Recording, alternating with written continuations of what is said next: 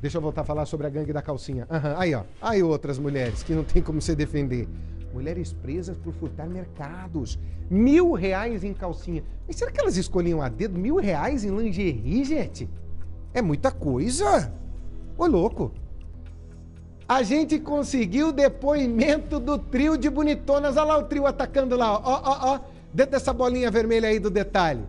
E elas iam assim, né, de um jeitão que ninguém imaginava que eram ladras, ô Ricardo.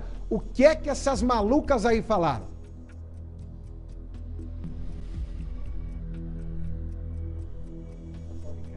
Primeiro de tudo, antes de conseguir falar qualquer coisa, choradeira. E chora na frente do delegado. Ah, mas eu nunca fiz isso.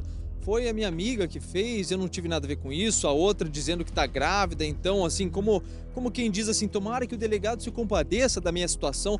Só que acabaram presas em flagrante e aí não tinha mais como o delegado arbitrar a fiança por conta desse crime cometido por elas. E não há dúvida em relação ao cometimento do crime, porque a câmera do mercado pegou tudo. O mercado no bairro Pinheirinho, aqui na capital, registrou essas três andando juntas. Pelo menos duas delas aparecem ali escondendo coisas na bolsa. Shampoo, produtinho para cabelo, algumas escovas de dente, também um pouco mais caras, inclusive infantis. Na delegacia, uma delas falou, olha, a gente estava pegando isso pro filho da minha amiga. Bom, melhor do que eu contar é a gente acompanhar como que foi esse depoimento, essa choradeira em frente ao delegado.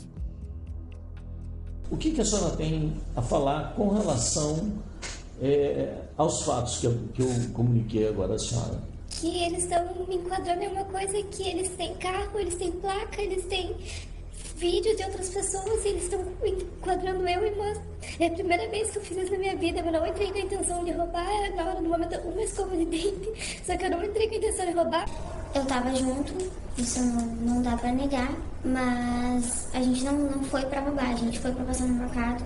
Não foi a primeira vez e foram 3 escovas de dente e uma ampola de tinta de cabelo. Estão falando que a gente é associação criminosa, em que em outros momentos a gente também estava junto, mas não.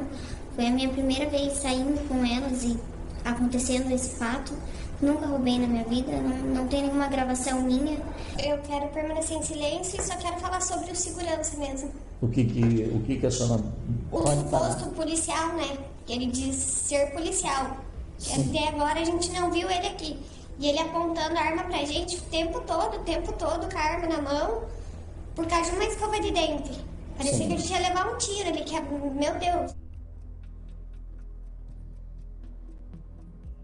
Uma delas, então, não quis falar nada a respeito das acusações, apenas se manifestou para reclamar da abordagem do segurança.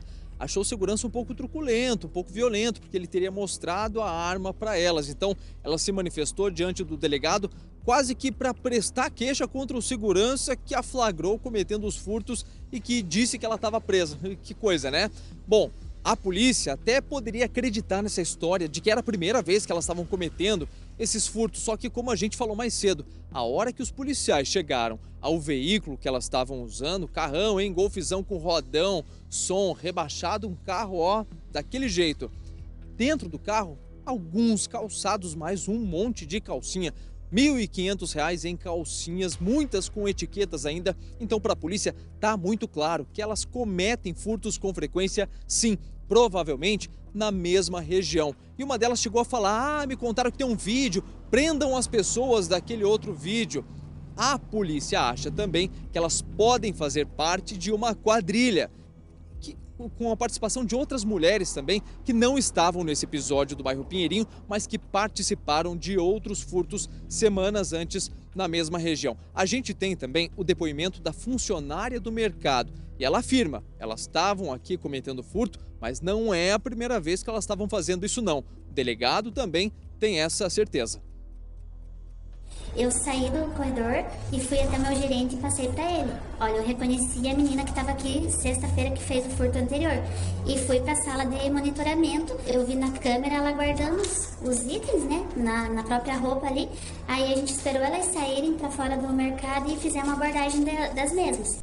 Tudo leva a crer que elas são useiras e vezeiras dessa prática de furto. É importante que as vítimas venham nos procurar, mercados que tenham imagens que caracterizam o furto, né? Isso é muito importante para que nós possamos concluir essas investigações aí sobressalentes.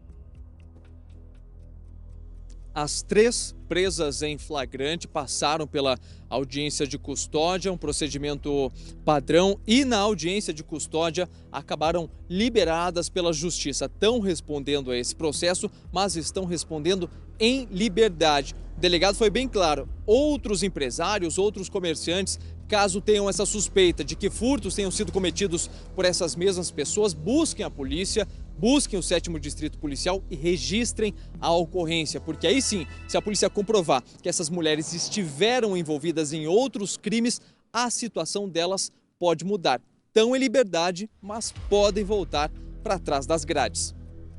É isso, Ricardo Pereira trazendo a informação pra gente então. O que elas querem é o seguinte: a gente pode roubar, mas a polícia não pode chegar. A gente pode furtar, mas o problema é a polícia me pegar e não eu furtar. Inverteram completamente os valores. É aquilo que eu só queria dizer uma coisa pra você. Bandido tem que pagar.